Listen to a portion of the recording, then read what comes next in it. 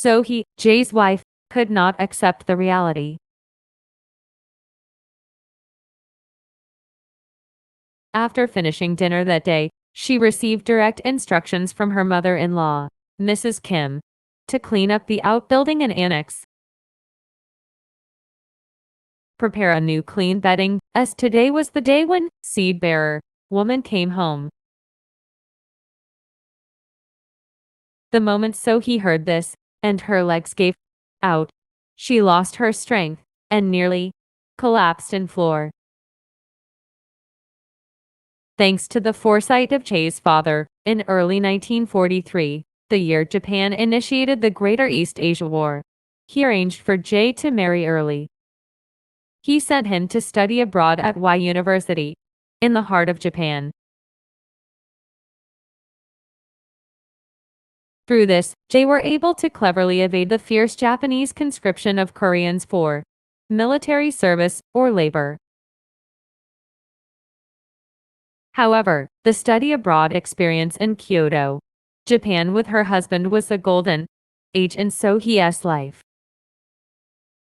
With the generous tuition and living expenses sent from Joseon, she was able to live comfortably. Though it wasn't luxurious, but life wasn't difficult. Above all, Sohee and Jay were struck by the cultural shock of Japan's development, which seemed many decades ahead of their hometown. For example, it was surprising that natural gas was supplied to the kitchen of Sohee's boarding house, but what also more surprised was they had to insert a coin into the gas stove to receive a corresponding amount of natural gas. Sohee, who had received a higher education in Japanese from a young age, was completely fluent in the language and quickly adapted to Japanese culture. The clean, well-maintained city streets, advanced industrial facilities, and the polite sense of order among the people, all of it seemed perfect. Everything seemed good, everything seemed positive, and she was so happy.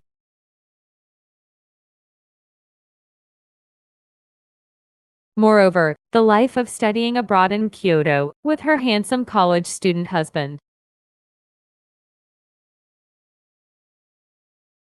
must have seemed like that of a newlywed couple, from a noble Joseon family, envied by everyone around them.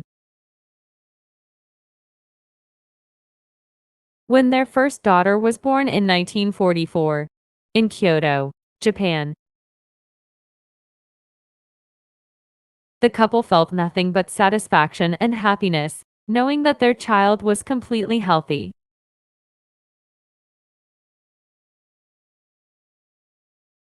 After Japan declared defeat in the war, on August 15, 1945,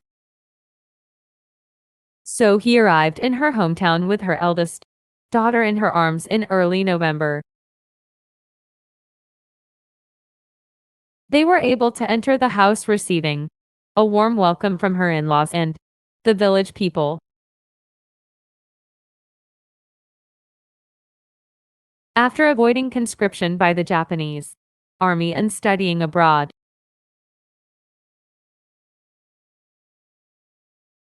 she returned as a knowledgeable person with a promising future for his country,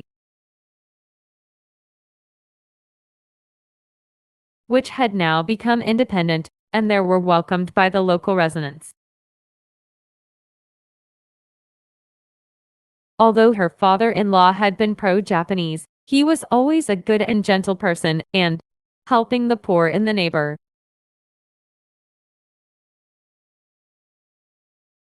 As a result, his reputation wasn't too bad even during this extremely chaotic time. Especially, her father-in-law acquired a girls' middle and high school, which were run by Japanese friends, at a very low price. 1 month after Japan declared defeat, as they were withdrawing to Japan, they proposed the acquisition of the school to Jay's father. Of course, there was a written condition stating that if they ever returned any time, the property would be returned to them. This very last time of acquisition and operation of this girls' school was a crucial event that saved Jay's family from extinction in a situation of chaos. So-hee, who returned into traditional Confucian family, found herself in a situation where she had to strictly obey her mother-in-law's orders. However, being very intelligent, So-hee quickly grasped the situation and began to adapt accordingly. When she heard about any difficulties from the nearby or other workers around her, she went to them first and started offering help. Even if it wasn't much help, just the fact that they were receiving help during this difficult time was enough to move them. In a situation where communism, anti-Japanese forces, and pro-Japanese remnants, backed by the U.S. military government, coexisted, Jay's family became the primary target for Jiri-san communist partisans who frequently descended into the village to plunder supplies. However, someone would secretly inform Jay's family in advance, allowing them to avoid the attacks each time, or hide in a secret place in the house, deep beneath the floor. Despite 3 nighttime raids by partisans, none of Jay's family members also were sacrificed. It would not have been possible for Jay's family, who runs the school, to treat Jay's family members harshly, except for Jay's father, and this is because the students at that school could be the children of the partisans, or the children of their relatives or acquaintances. In the midst of this turmoil, So-hee gave birth to her second daughter in the fall of 1947. Surely, her in-laws and family were very disappointed, but So-hee had a near certainty that she would give birth to a son next time. Above all, So-hee was young and healthy, and she had no issues with postpartum recovery, so there was nothing to worry about. Moreover, it was because So-hee had a wonderful husband who continuously showed her affection and care, always attentively by her side. Nevertheless, the situation in this region remained unpredictable, and no one could foresee what would happen next. The wise So-hee firmly persuaded Jay to decline all invitations and recommendations from various political forces and organizations, including pro-democracy or independence movements, by insisting that he focus solely on his school's education. In fact, at a time when there were very few people qualified to run a girls' high school, the organizations that pressured Jay to join had no grounds to refute his reason for declining. In this way, Jay's family was able to avoid the chaos, regain their peace, and devote themselves to education from a detached position. In June 1949, the highly respected independence activist Kim Ko was assassinated in Seoul, amidst extreme political and social turmoil. So-hee gave birth to their third daughter in the evening of mid-November, on the first snowy day of the year. Jay's family, along with the entire town, was engulfed in anticipation and tension throughout the day, only for the atmosphere to suddenly shift to despair and sighs. When Jae's parents, father and Mrs. Kim, arrived late, they simply said, "You've been through a lot." And so he, unable to hold back her tears, could only respond, "I'm sorry." Her in-laws left the room in silence, hurriedly departing without a word. It was a time when Sohee had to bear the full weight of fate's outcome on her own. That evening, Jae returned home through the heavy snowfall, hiding his disappointment with composure.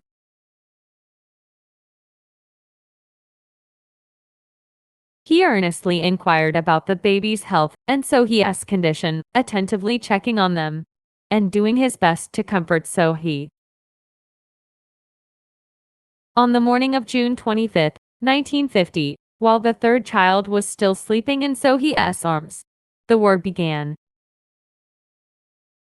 North Korea, led by Kim Il-sung's Communist Party, suddenly invaded the South from the north of the 38th parallel. The surprise attack was completely unexpected, and the South Korean National Defense Forces, under the command of the U.S. military government, were unable to mount a proper defense and were pushed back unilaterally to Busan, the western outskirts of Gyeongsang-do, including Jeollabdo and the Jiri Mountain area. Jae's family lived these region, excluding the Busan area, was easily occupied without any major direct armed conflict. Once again, the forces following communism formed various alliances, armed themselves in each region, hunted down pro-Japanese and anti-communists, and mercilessly executed them, reaching the peak of great chaos. Here, the wise Sohee immediately took measures to have Jae and her father-in-law hide in the graveyard deep in the mountain valley of Sunsan, her parents' home, in the middle of the night. Because it was located as a cemetery in the valley of Deep Mountain, dozens of kilometers away from the town. It was a perfect refuge where no one knew about this except Sohee, and no one in Jae's family knew about their whereabouts.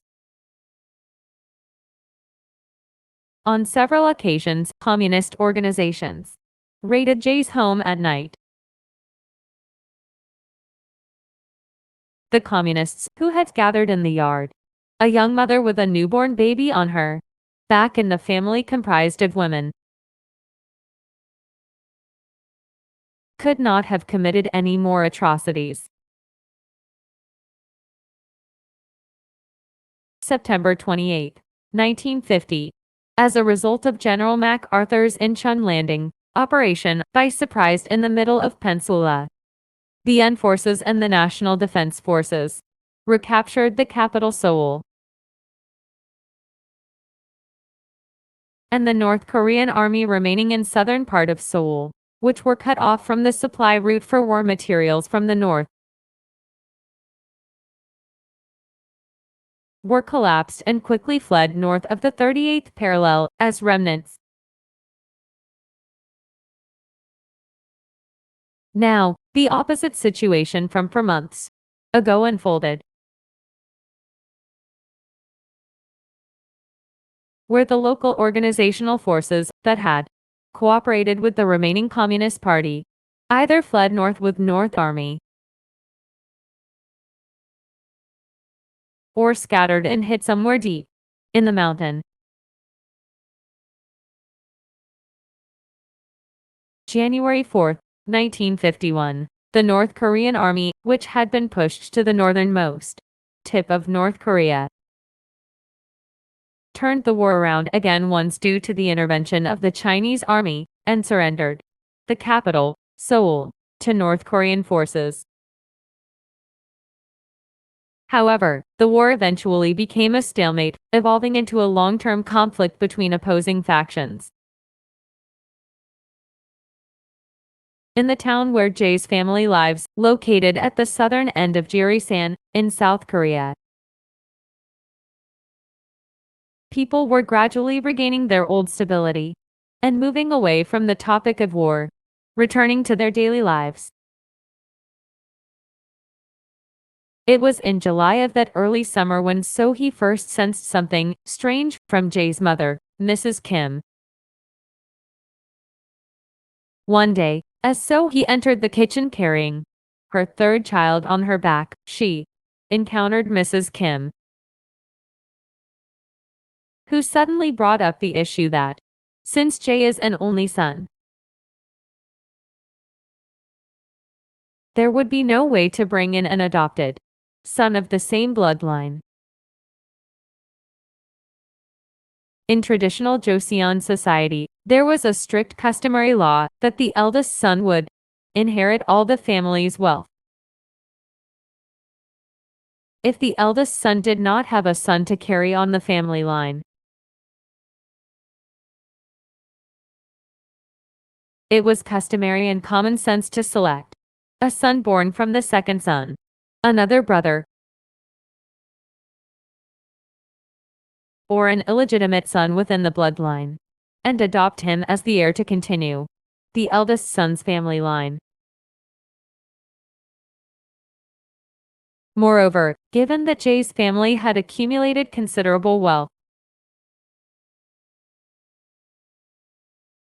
the urgent need for an heir became even more pressing in a situation where the family could face extinction at any moment.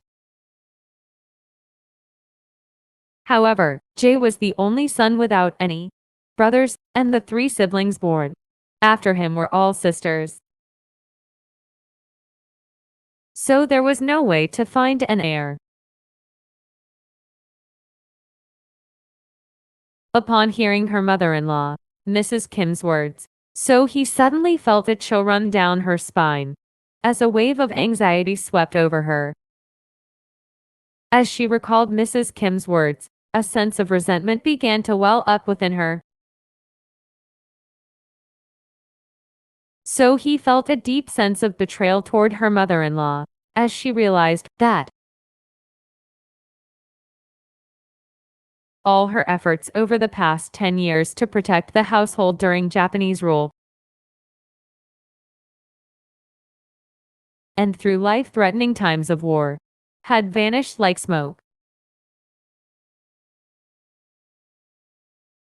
Suddenly leaving her reduced to nothing more than someone expected to bear a son, to continue the family line. In that moment, the earthenware bucket So-hee was holding, filled with water, slipped from her hands and struck the kitchen floor, causing a thin crack to appear from bottom to top.